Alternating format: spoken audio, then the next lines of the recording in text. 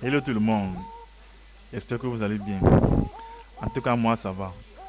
Aimeriez-vous savoir comment bien utiliser les formules Excel ou bien les maîtriser? Si c'est le cas, je vous montre tout ça après la pub. Avant qu'on y aille, restez jusqu'à la fin de la vidéo, vous ne le regretterez pas. Et n'oubliez pas de vous abonner pour ne pas rater les prochaines vidéos qui vous enrichiront comme d'habitude encore et encore. Et surtout, likez, commentez, partagez. En passant, faites-le savoir en commentaire que vous suivez la chaîne YouTube et que vous êtes abonné. Ceci étant dit, nous sommes partis.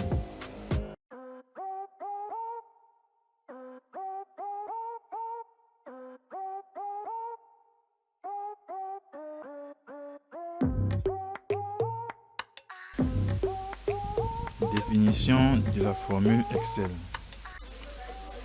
Une formule Excel, c'est une donnée contenue dans une cellule Excel permettant d'effectuer un calcul. Exemple, ici, ça c'est une formule Excel qui permet de déterminer le rang des étudiants. Vous voyez un peu. Donc, et pour activer une cellule, vous cliquez juste comme ça. Donc une cellule active, c'est une cellule sélectionnée, prête à recevoir des données, comme si des chiffres, des lettres, ce que vous voulez, même des formules. Donc, c'est ça. La saisie d'une formule. La saisie d'une formule se fait en sélectionnant une cellule comme ceci. Pour entrer une formule, il suffit de commencer la saisie par le signe égal, comme ceci.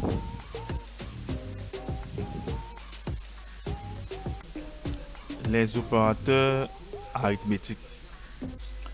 Avant de comprendre ou d'aborder les formules Excel, il faut savoir que les formules Excel interviennent dans presque toutes les opérations de Excel, donc vous allez souvent l'utiliser.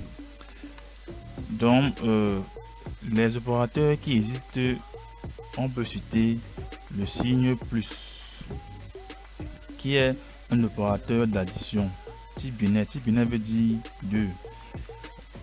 Et donc je disais, le signe plus, c'est un opérateur d'addition qui permet d'additionner deux nombres ou deux valeurs. Ensuite, on a le signe moins. Le signe moins, qui est un opérateur de soustraction, toujours type binaire, qui permet de soustraire deux nombres. Donc, comme on dit deux nombres là, c'est pour ça que c'est type binaire. Ensuite, on a le signe de la multiplication. Le signe de la multiplication, comme vous le voyez ici, c'est l'astérix, qui est un opérateur de multiplication qui permet de multiplier naturellement deux nombres ou deux valeurs. Ensuite, on a le signe de la division, qui peut me dire le signe de la division qu'on va étudier ici. Suspense. Ce n'est que une barre oblique. Vous voyez un peu. Donc, c'est le signe de la division. C'est une barre oblique qui est un opérateur de division qui permet naturellement de diviser deux nombres ou deux valeurs. Opérateur relationnel. Comme opérateur relationnel, on peut citer le signe égal. Le signe égal, c'est un opérateur d'égalité qui permet de comparer deux valeurs ou deux nombres et vérifier leur égalité. Ensuite, on a le signe inférieur. Le signe strictement inférieur qui est un opérateur d'infériorité stricte qui permet de vérifier qu'une variable est strictement inférieure à une valeur. Ensuite, on a le signe inférieur ou égal. Voilà. Donc, pour faire le signe inférieur ou égal, c'est comme ça qu'on fait sur Excel. Donc, le signe inférieur ou égal, c'est un opérateur d'infériorité qui permet de vérifier qu'une variable est inférieure ou égale à une valeur. Ensuite, on a le signe strictement supérieur. Le signe strictement supérieur qui est un opérateur de supériorité stricte qui permet de vérifier qu'une variable est strictement supérieure à une valeur. Ensuite, on a le signe supérieur ou égal. Donc, voici comment on met le signe supérieur ou égal sur Excel. Donc, je disais le signe supérieur ou égal est un opérateur de supériorité qui permet de vérifier qu'une variable est supérieure ou égale à une valeur. Enfin, on a le signe différent qui s'écrit comme ça. Donc voilà le signe différent sur Excel. C'est un opérateur de différence comme son nom l'indique. Il permet de vérifier qu'une variable est différente d'une valeur. Introduction aux formules. Le principal intérêt d'un tableur est de permettre d'automatiser des calculs, c'est-à-dire d'utiliser des cellules pour effectuer des opérations en fonction des valeurs d'autres cellules. Le tableur recalcule ainsi toutes les valeurs à chaque changement d'une valeur d'une cellule. On parle ainsi de formule pour désigner l'expression qui, une fois saisie dans une cellule, permet au tableur d'effectuer automatiquement un calcul à partir des valeurs d'autres cellules et d'afficher le résultat. Si la formule saisie après le signe égal ne possède pas de signature correcte, le tableur affichera un message d'erreur précédé du caractère hashtag ou dièse. Pratique sur les formules Excel. Comme prévu, je vais vous montrer les formules Excel à partir de cette fiche de report des notes d'un enseignant comme exemple, pour que vous compreniez très bien. Si vous avez des questions ou bien si vous avez aimé et apprécié des choses, faites-le savoir en commentaire ou bien partagez-le sur les réseaux sociaux ou autour de votre entourage. Il pourrait avoir besoin. Sans transition, on entre dans le vif du sujet et on va commencer par la première formule qui est la somme. On veut sommer toute cette ligne. Un peu. Les notes et les coefficients et les notes. Un peu. Donc, pour ce faire, on clique sur la cellule et on met le signe égal. Ensuite, puisqu'on veut utiliser la formule somme, on met somme. On double-clique. Maintenant, si on veut calculer, si on veut sommer les notes sans les coefficients, on appuie sur CTRL, puis on sélectionne juste les notes. Puis on appuie sur Entrée. Voilà la somme des notes. Et pour faire ça, je vous ai dit la dernière fois, pour faire ça, on utilise l'outil de recopie. J'ai fait une vidéo sur ça. Je vais mettre ça quelque part. Le nom, c'est les bases de Excel expliquées facilement pour débutants et professionnels. Donc, allez jeter un coup d'œil pour en savoir un peu plus. Donc, voici comment on fait la somme sans les coefficients. Maintenant, je vais vous montrer comment faire la somme avec les coefficients. Là, on met toujours égal, puis on saisit la formule somme, on double-clique, puis on sélectionne toute cette ligne. Après, on appuie sur Entrée et pour recopier, pour faire en sorte que ça apparaît jusqu'ici en bas, on utilise l'outil recopie. C'est-à-dire que lorsque la croix est noire comme ça, même si une croix noire, ça veut dire que c'est en mode recopie. Vous voyez un peu ça. Vous voyez, sublime. Vous voyez que ça fait gagner un temps énorme. Vous ne trouvez pas? Moi, je le pense. Maintenant, on va passer à une deuxième formule qui s'appelle la moyenne. la moyenne, comment elle se calcule? Toujours de la même façon. Pour calculer, on met toujours égal, puis on tape moyenne. Non, pas. On double-clique. On peut calculer la moyenne sans les coefficients ou avec les coefficients. Bon, dans un premier temps, on va calculer la moyenne sans les coefficients. On appuie sur CTRL, puis on sélectionne juste les notes sans les coefficients. Puis on appuie sur Entrée. Vous voyez que voilà, voici la note, plutôt voici la moyenne des notes sans les coefficients. On peut aussi utiliser l'outil de copie pour mettre la moyenne des autres étudiants. Voilà. Maintenant, on va faire la moyenne avec les coefficients. Pour ce faire, on fait tout égal. Oui, on ouvre la parenthèse. Oui, on sélectionne ça qui est B10 fois le coefficient qui est C4 plus D10 qui est anglais fois coefficient qui est E10 plus F10 fois G10 plus H10 fois I10. Bon, on va continuer ici là, puisque ici c'est complet. Donc on vient ici là, on met I10. On ferme la parenthèse. Oui, on va diviser. On met le signe de division. Je vais vous montrer ça. Donc, en fait, pour faire le signe division, c'est la barre.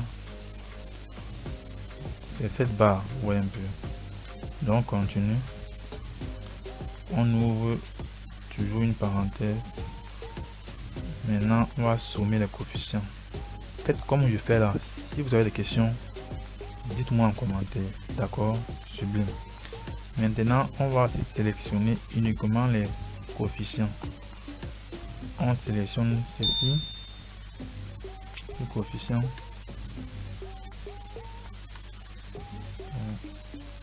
Il va y avoir plus ce coefficient plus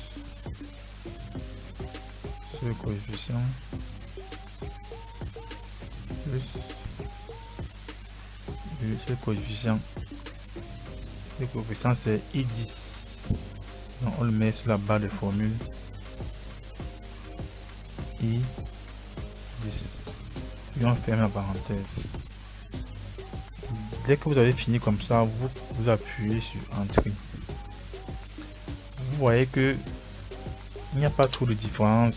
Bon, j'espère que vous avez vu les deux méthodes, le calcul de la moyenne avec coefficient et sans coefficient. Maintenant, pour le reproduire, pour avoir la moyenne de tous les autres élèves sans calculer élève étudiant par étudiant, on utilise toujours encore et toujours l'outil de copie. Sublime. Maintenant, on va passer à une autre formule qui s'appelle la décision. En fait, ici, ça veut dire, ici, on veut savoir s'il a échoué ou il est admis. Vous voyez un peu. Donc, si sa moyenne est, si il a 10, s'il a plus de 10, il est admis. S'il a moins de 10, il a échoué ou il est recalé. Pour ce faire, on va utiliser la condition si. Tapez si, vous double-cliquez et ces conditions se basent sur la moyenne. Vous voyez un peu. Donc on va dire si K10 pour dire supérieur ou égal ou supérieur, le signe supérieur, le voici.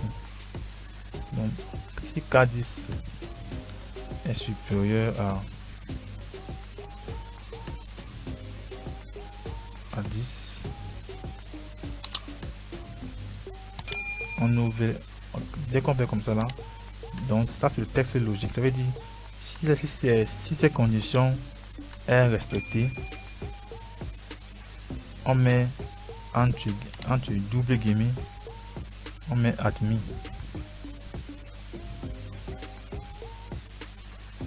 Oui, on met le point virgule.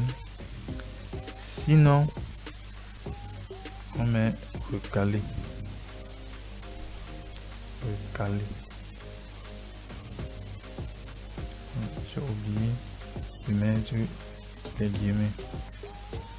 Il faut pas oublier de mettre les guillemets. Sinon, ça ne marchera pas.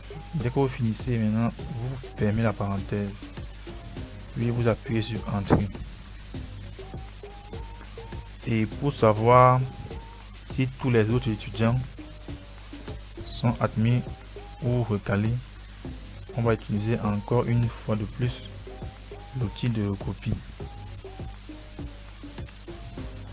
Sublime. Pour gagner en temps, vous voyez un peu. Donc c'est comme ça que ça marche. Excusez-moi, donc c'est un peu ça. Maintenant on va voir l'avant-dernière ou bien la quatrième formule qui est le rang. Comme son nom l'indique, cette formule, ça sera pour savoir quel rang l'étudiant a dans la salle. S'il est premier, deuxième, troisième ou quatrième, et ainsi de suite. Vous voyez un peu le topo. D'accord. Pour ce faire, c'est toujours le même principe. On tape toujours égal. Oui, on tape rang.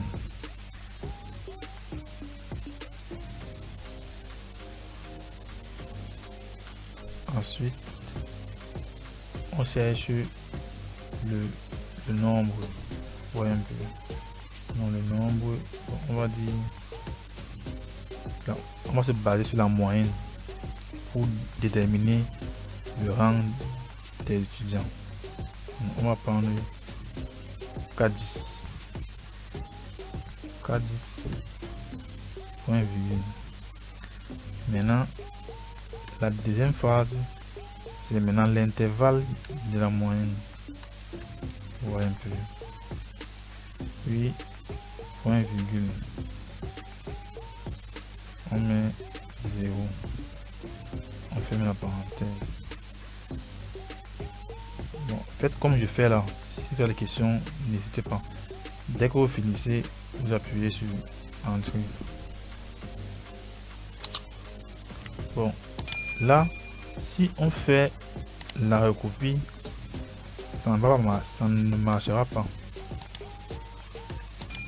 Vous voyez que c'est bizarre. Et pour que ça marche, il faut insérer le dollar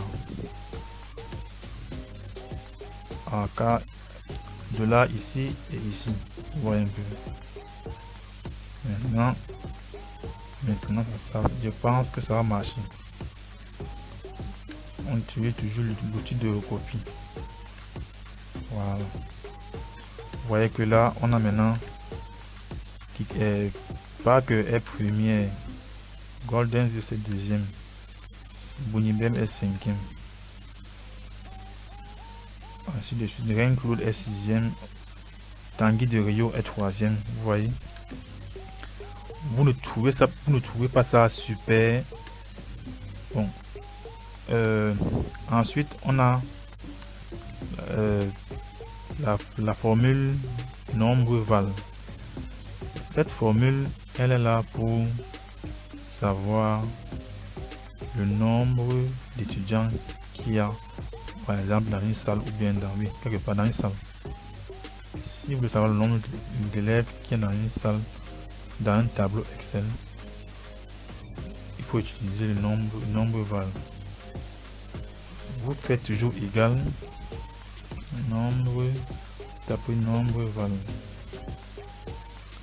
Vous double-cliquez, puis vous venez sur les étudiants, vous sélectionnez tous les étudiants, puis vous appuyez sur Entrée. Vous voyez qu'on a 8 étudiants en général. Et cette formule peut être utilisée si le tableau, ou bien si les élèves, s'il y a 100 élèves ou 1000 élèves, voyez un peu. Le temps de compter 1, 2, 3 jusqu'à 1000, ça vous prendra un temps fou, pour ne pas dire énorme. Donc, c'est un gain de temps, je crois bien. Bon, maintenant, il y a aussi une avant-dernière formule qui s'appelle min. Min, c'est pour savoir un peu l'étudiant qui a la plus petite note dans la salle de classe, ou bien par rapport aux notes, celui qui a la plus petite note. Pour cela, on utilise toujours le même principe, on met toujours égal et on tape le nom, on saisit le nom de la formule qui s'appelle min. On double-clique,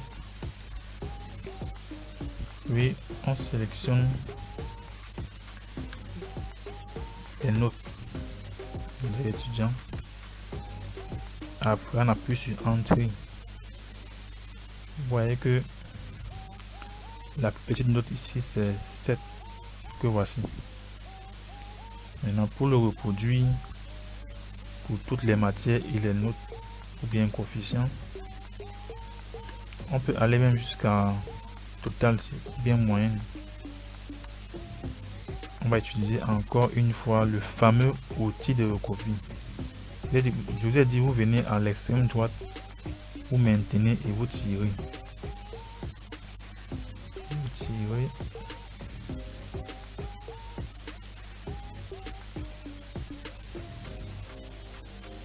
Puis vous relâchez. Vous voyez. Ici, c'est parce qu'on a un même chiffre dans cette colonne. En fait, pour les coefficients, vous voyez qu'il y a une différence ici. Ici, le petit nombre c'est 40. Ici, le plus petit nombre, la plus petite moyenne. La plus petite moyenne c'est 6,24. On pourrait continuer ici là. Mais vous avez déjà vu le principe. Ici, la plus petite moyenne c'est 5. Bon, maintenant on passe à la toute dernière formule ou fonction qui s'appelle max. Comme son nom l'indique, bon, on peut dire que c'est le contraire de la formule min. Elle va trouver l'étudiant qui a la plus grande note ou bien forte note. Égal, on saisit la formule max, on double-clique, on sélectionne les notes, appuie sur Entrée. Vous voyez que celui qui a la plus grande note c'est Tanguy de Rio en français. Et pour le reproduire dans toutes les autres colonnes ou notes ou matières, on va utiliser encore une fois de plus l'outil recopie. Il faut vous habituer à l'outil recopie puisque vous ne pouvez rien faire sur Excel surtout sans l'outil de recopie.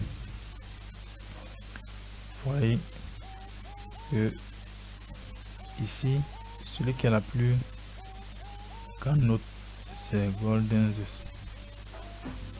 Ici, celui qui a la plus grande note c'est Kiki Parker. Ici en maths, celui qui a la plus grande note c'est Golden Zeus. Et celui qui a la plus grande moyenne c'est Parker. Celui qui a, on veut dire le dernier, on peut dire le dernier c'est Mamadou Ali. Nous voici arrivés au thème de cette sublime vidéo. Vous ne trouvez pas? J'espère que vous avez apprécié et appris des choses. Si c'est le cas, faites-le savoir en commentaire et partagez-le sur les réseaux sociaux. D'autres pourraient en avoir besoin. Sur ce, Merci pour votre attention. Ciao, ciao.